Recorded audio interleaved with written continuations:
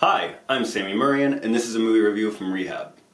Krisha is the debut feature from writer-director Trey Edward Shults, and this stars Krisha Fairchild as a woman who returns to her family home after 10 years of being absent for Thanksgiving. She's been absent due to substance abuse problems and other hardships that are alluded to.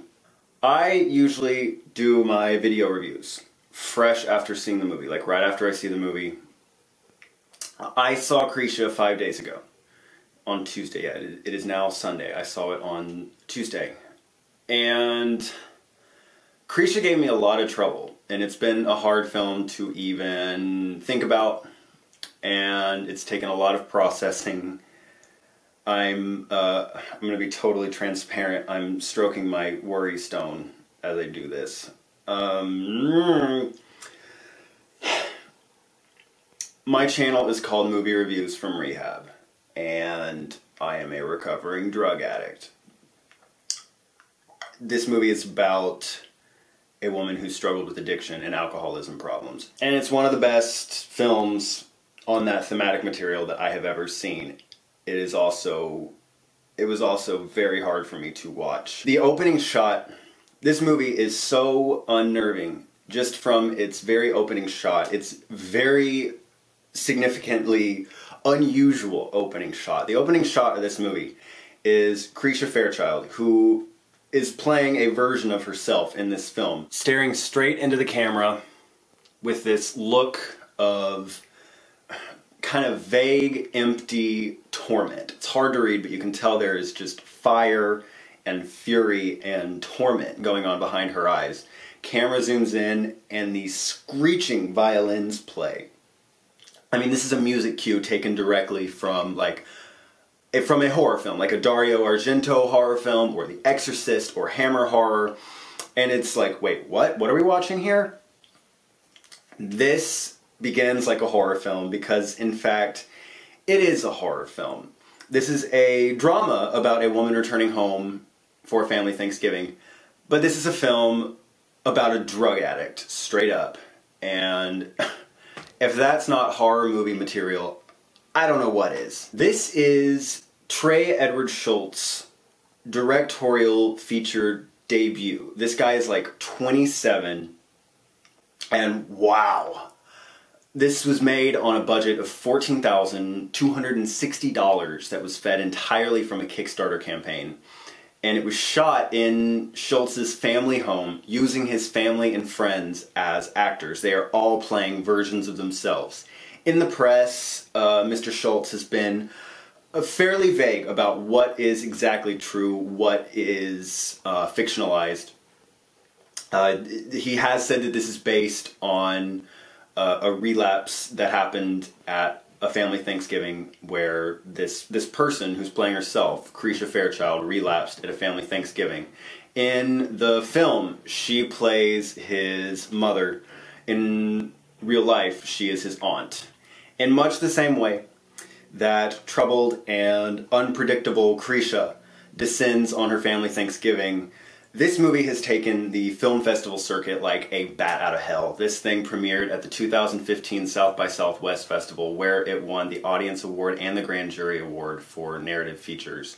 And then it was selected to screen at Cannes in competition. This is this wonderkin's directorial debut. Let me repeat that. This guy is my age, and this is his first fucking movie. Stylistically, Trey Edward Shults takes a lot of cues from the films of John Cassavetes. This feels much like we're a fly on the wall watching this, and the dialogue between the actors, all the acting seems like it's improvised.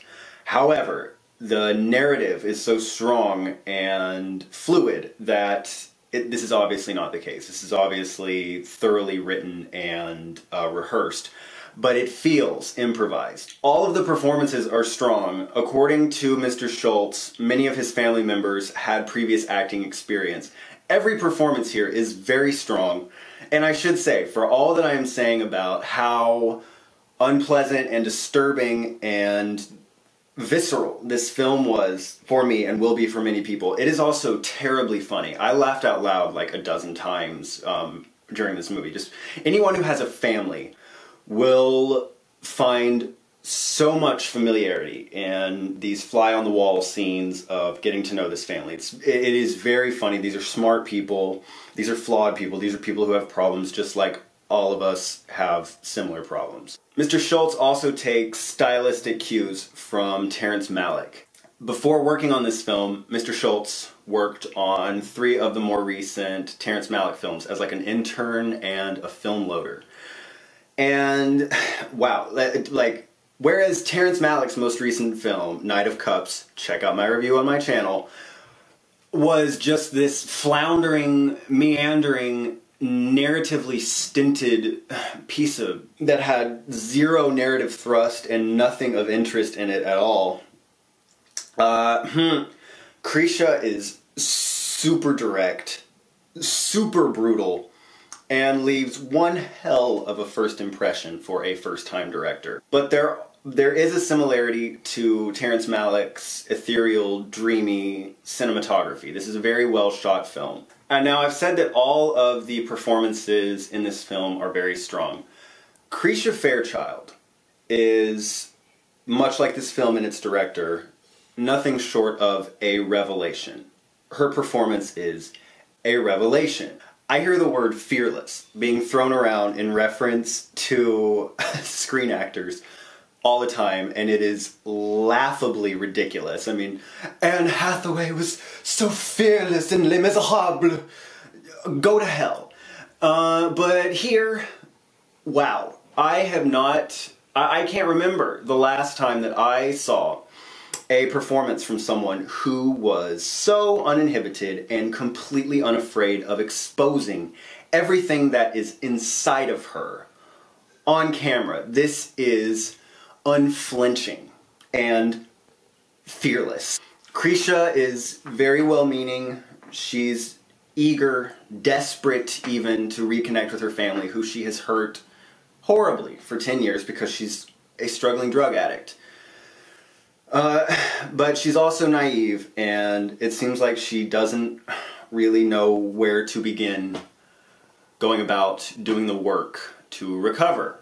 Relapsing is a horrifying thing. It is terrifying and horrifying, and it is so painful for everyone involved, for the person who is relapsing, for the people who love that person. It is as horrifying as anything that I can think of. I've been there. I am a recovering drug addict. I've been there. I've done that. When Krisha was over, I just felt exhausted and profoundly sad, and also frankly hurt. I felt hurt when this movie was over.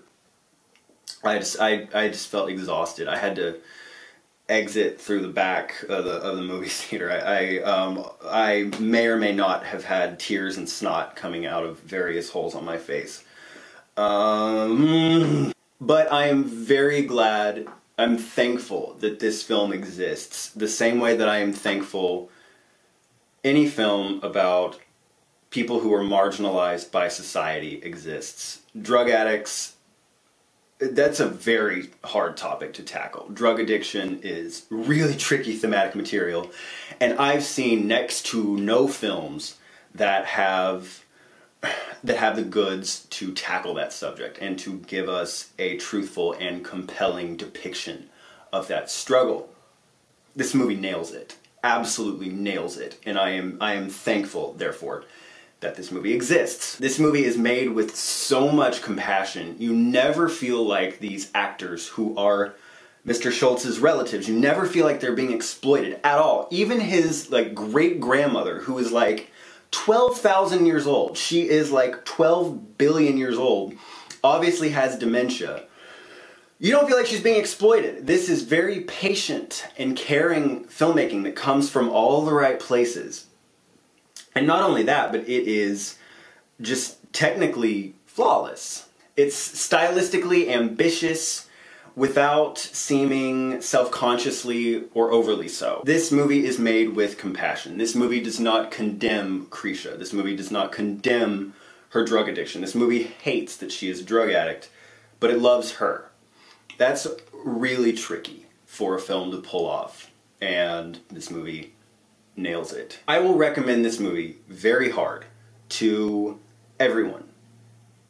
Everyone. I mean, particularly if you know someone who struggles with alcohol or addiction problems, or if you do yourself. You must see this film. I will give out a warning though. I should not have seen this alone. Like, I'm fine. I am alright now. I've processed, I've made several phone calls to several people close to me, and just like processed this movie. But I would highly recommend that if you are an addict or an alcoholic, that you see this with a friend. This movie is getting a shamefully tiny little theater release. I think just a couple weeks in a few theaters. If you can, run to see this movie in the theater, because among the many technical achievements of this film, the sound design is absolutely incredible. This film had such a tiny budget, but the sound was mixed at Skywalker Studios, and this has a very unnerving sound design and score that is, it is that of a horror film. It is so unnerving and puts you on edge, and it is very appropriate to the subject material. It's very innovative. This movie is innovative, and it's fresh, and it's not like anything I've seen ever. This is the best film I've seen so far this year. This is turning out to be a really good year for movies. I mean, I think in the month of March, I gave like 4 movies an A or an A-. Like, this is like 2016, you're doing pretty good. I'm gonna give Krisha an A, and just highly recommend this to anybody. Go see this, seek this movie out. I'm sure it will be on demand incredibly soon. Seek this movie out. It is phenomenal. Also, I want to send out a question to anyone watching my channel, and that is, what films about alcoholism and addiction would you recommend to me? I'm wondering if there's some that I might have missed. I would love to see more films that tackle this topic with competence. I have seen very few. Very, very few. So please, comment, let me know what films you would recommend with this thematic material. I would love to hear your feedback. Thank you for tuning in. If you like what you see, please subscribe. Take care, keep in touch, and stay clean, everybody. Bye!